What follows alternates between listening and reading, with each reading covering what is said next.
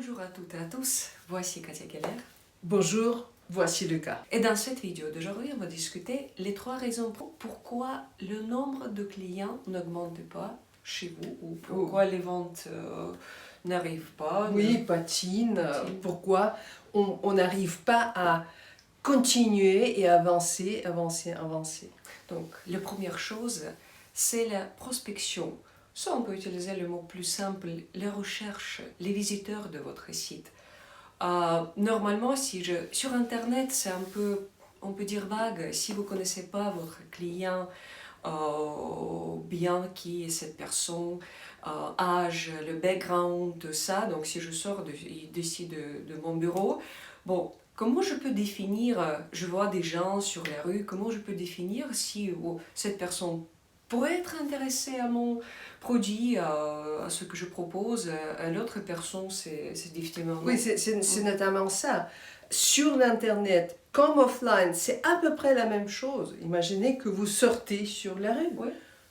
Vous voyez les gens, mais qui va s'intéresser pour votre produit, hein? Attention, c'est exactement la même chose. Oui, c'est-à-dire que pour l'instant, tous les prospects, c'est invisible. Donc, comment faire cette transition que ces gens-là deviennent visibles? Et vous pouvez faire une chose simple, ça s'appelle le lead magnet. Si vous connaissez un peu du marketing, vous connaissez de quoi je parle. Lead magnet, c'est quand on propose quelque chose gratuitement, juste pour attirer des gens, vos clients potentiels. Par exemple, prenons cet exemple. Vous êtes un coach spécialiste dans le domaine des relations amoureuses. Et qu'est-ce qu'on peut faire? Love coach. Love coach. Et qu'est-ce qu'on peut faire là? Bon, écrivez un petit e-book. Oui, un PDF. Ça peut être, je sais pas, un PDF de 50 pages ou 25 pages, même 10 pages. Ça peut être bien. Oui. Et vous écrivez ce petit livre électronique, de quel sujet par exemple? Comment réconcilier avec son mari après une dispute, par exemple. Par exemple. Oui, hein? donc vous prenez une problématique et vous donnez une solution, plusieurs solutions, et comme ça vous aidera en fait d'attirer des gens. Les gens, bon, potentiellement, j'ai beaucoup de clients potentiels, mais les gens qui donc, ah oui, j'ai ce problème, je voudrais ce livre.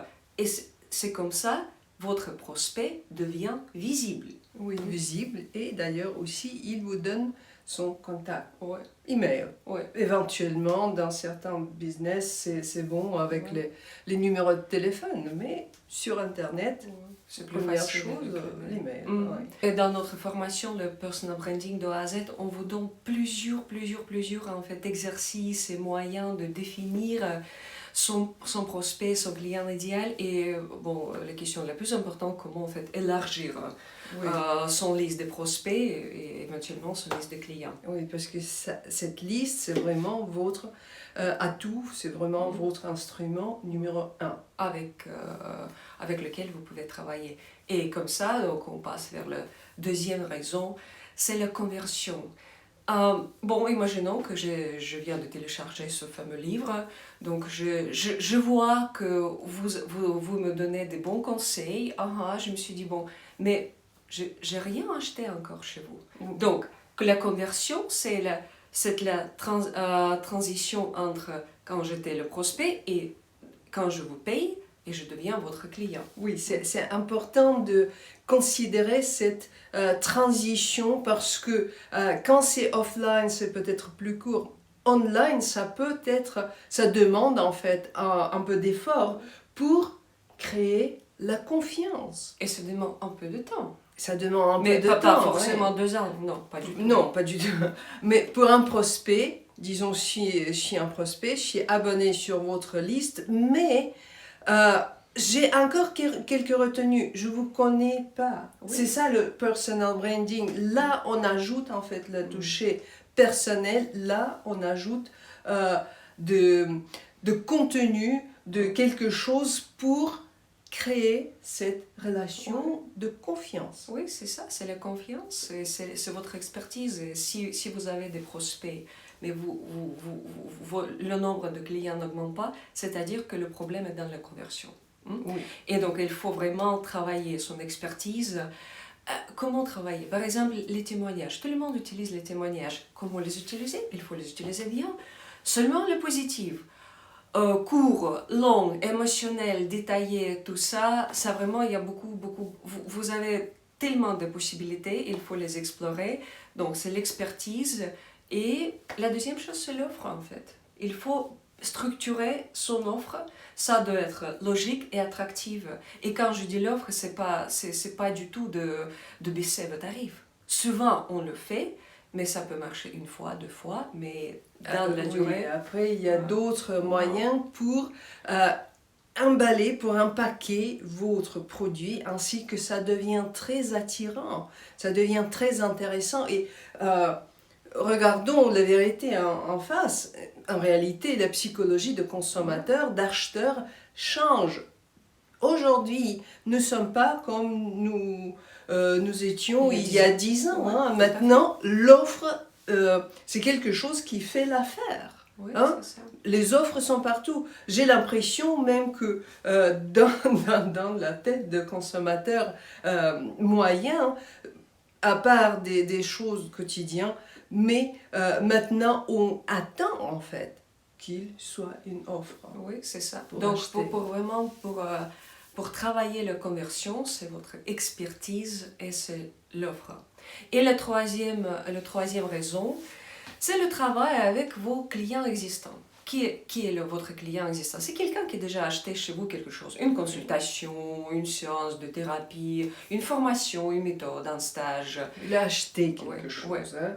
Il vous a fait déjà la confiance. Et là, c'est un grand potentiel. Oui, en fait, et hein. normalement, souvent, comment on fait? Il y a quelqu'un qui a acheté, ah bon, oui, peut-être que j'envoie aussi un deuxième mail par an, oui.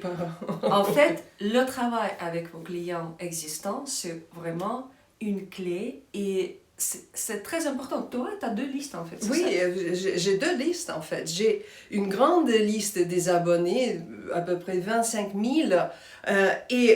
Ça, c'est un travail très important. Mais j'ai aussi une grande liste, 3000, plus de 3000 personnes